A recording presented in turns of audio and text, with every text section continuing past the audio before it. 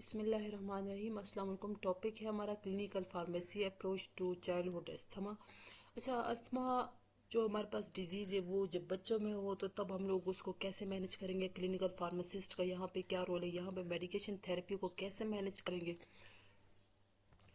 यहाँ पे हम लोग क्या पढ़ेंगे कि pathophysiology, classification of childhood asthma, clinical pharmacist का रोल इन एस्थमा मैनेजमेंट, इसके अलावा guideline based pharmacological therapy, monitor करेंगे आउटकम्स और मैनेज करेंगे एडीआरज, और केयर गिवर्स को क्या देंगे, एजुकेशन देगा, कौन देगा, क्लिनिकल फार्मासिस्ट, और पेशेंट की एडहेरेंस को इम्प्रूव करेगा क्लिनिकल फार्मासिस्ट।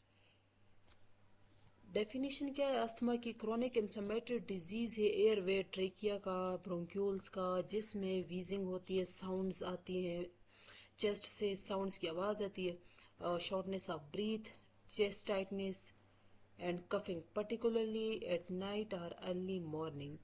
एपिडेमियोलॉजी ये हमारे पास 5 to 10% जो है वो चिल्ड्रन जो है वो अफेक्टेड हैं वर्ल्ड वाइड, जिसकी वजह से बच्चे जो है वो ज़्यादातर स्कूल से एब्सेंट रहते हैं। एटियोलॉजी इसकी काज क्या है? मे बी जेनेटिक काज है या फिर इन्वायरमेंटल काज है, allergens, viral infection, smoke pollution, bacterial infection, ये इसका काज हो सकता है। पैथोफिजियोलॉजी क्या है चाइल्डहुड अस्थमा की? Airway inflammation.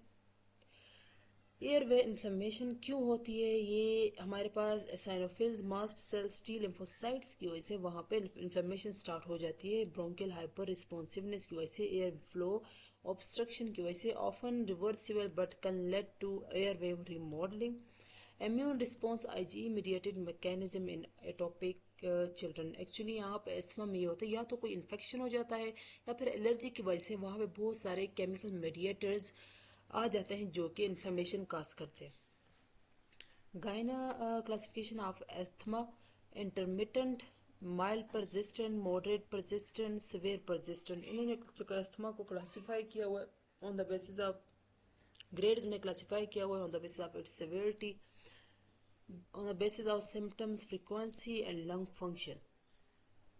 अच्छा, हमारे पास टाइप्स है ये अस्थमा। इंटरमिटेंट अस्थमा के जो सिम्टम्स है वो 2 days और लेस देन 2 days पर वीक इसके सिम्टम्स हमारे पास आते हैं, और नाइट सिम्टम्स भी हमारे पास इसी तरह 2 days या फिर लेस देन 2 days पर नाइट, 2 days नाइट्स पर मंथ हमारे पास सिम्टम्स आते हैं। लंग फंक्शन यहाँ पे नॉर्मल है बिल्कुल। माइल्ड परसिस्टेंट अस्थमा में जो सिम्टम्स हैं वो हमारे पास ग्रेटर देन 2 days पर वीक आते हैं, लेकिन डेली नहीं। और नाइट सिम्टम्स हमारे पास इसके 3 to 4 nights पर मंथ आते हैं। इसमें लंग फंक्शन थोड़ा सा कम हो जाता है। मॉडरेट परसिस्टेंट अस्थमा में डेली हमारे पास सिम्टम्स आते हैं, और नाइट टाइम के जो सिम्टम्स है वो ग्रेटर देन 1 night पर वीक। और लंग्स की जो लंग का फंक्शन यहाँ पे उसमें लिमिटेशंस जो है वो आ जाती है, यहाँ पे कम आती है, यहाँ पे थोड़ी ज़्यादा आती है। सिवियर परसिस्टेंट अस्थमा में सिम्टम्स यहाँ पे जो है वो थ्रू आउट द डे हमारे पास रहते हैं, तो हम लोग डेली यूज़ करते हैं रिलीवर को, जो अस्थमा को रिलीव करे, ऐसी मेडिसिन यूज़ करते हैं। और नाइट सिम्टम्स हमारे पास जो है ऑफ तकरीबन हर रात को इसके सिम्टम्स आते हैं, और वेरी लिमिटेड एक्टिविटीज़, लंग के जो फंक्शन है ना वो बहुत ज़्यादा कम हो जाता है यहाँ पे। Diagnostic approach in children, history and symptoms हम लोग लेंगे। सिम्टम्स क्या होंगे? कफ, वीजिंग, एक्सर्शनल डिस्पनिया। फिजिकली कैसे एग्जामिनेशन करेंगे? वीजिंग और चेस्ट रिट्रैक्शन चेक करके। इन्वेस्टिगेशन कैसे करेंगे? स्पायरोमीट्री, इसके थ्रू हम लोग लंग्स का फंक्शन चेक करेंगे कि एक लंग जो है वो इनहेलेशन और एक्सहेलेशन कितना कर सकता है, उसकी कैपेसिटी और उसका फंक्शन स्पायरोमीट्री के थ्रू चेक करते हैं। पीक एक्सपायरेटरी फ्लो रेट, इसमें चेक करते हैं कि एक बंदा जो है वो कितनी फास्टली जो है वो एयर को एक्सपायर, कितने how fast a person can expire the air from lungs.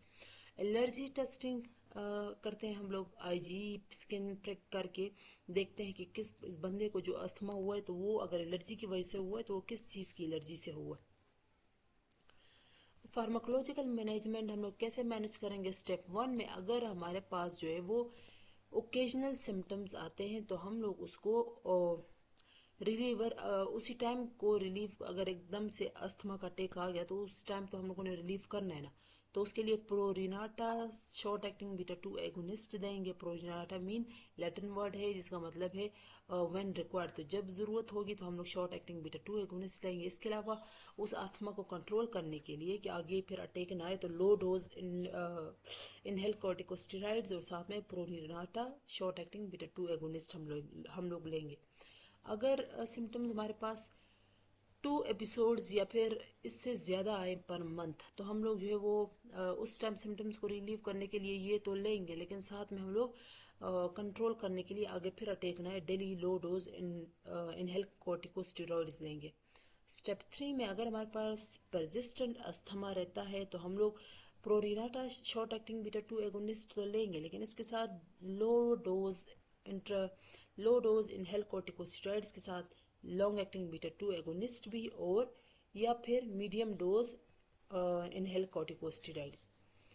Poor control at step 3, जब हमारे पास अस्थमा कंट्रोल ना हो रहा हो तो वहाँ पे हम लोग प्रोरिनाटा शॉर्ट एक्टिंग बीटा 2 एगोनिस्ट भी लेंगे, साथ में मीडियम डोज इनहेल कॉर्टिकोस्टेरॉइड्स के साथ लॉन्ग एक्टिंग बीटा 2 एगोनिस्ट लेंगे। सवेयर अस्थमा में ये तो लेंगे ही, लेकिन साथ में हम लोग बियोलॉजिक्स लाइक एंटीबॉडीज, मोनोक्लोनल एंटीबॉडीज भी यूज़ करेंगे। इनहेलर के टेक्निक्स क्या है, कौन सी डिवाइसेस जो है वो यूज़ होती है।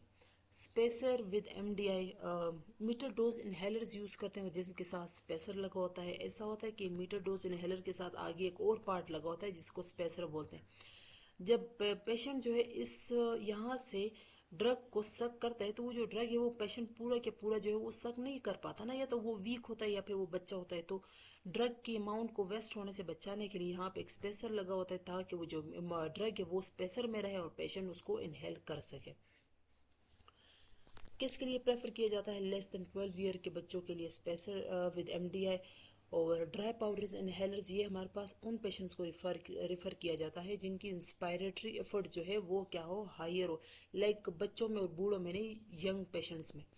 एमडीआई जो है ये सूटेबल है उन पेशेंट्स के लिए with weak inspiratory flow rate, जिनकी इंस्पायरेटरी जो है इंस्पायरेशन वो जो है सही से नहीं कर सकते क्योंकि वो बच्चे होते हैं या तो बूढ़े होते हैं, तो उनके लिए हम लोग स्पेसर साथ में लगाते हैं। DPIs require the patient to inhale forcefully. Dry powders inhalers, so not ideal for very young children or during acute asthma attack. ये हमारे पास मिडल डोज इनहेलर्स हैं जिसके आगे ये स्पेसर लगा होता है, ये ड्राई पाउडर्स इनहेलर है।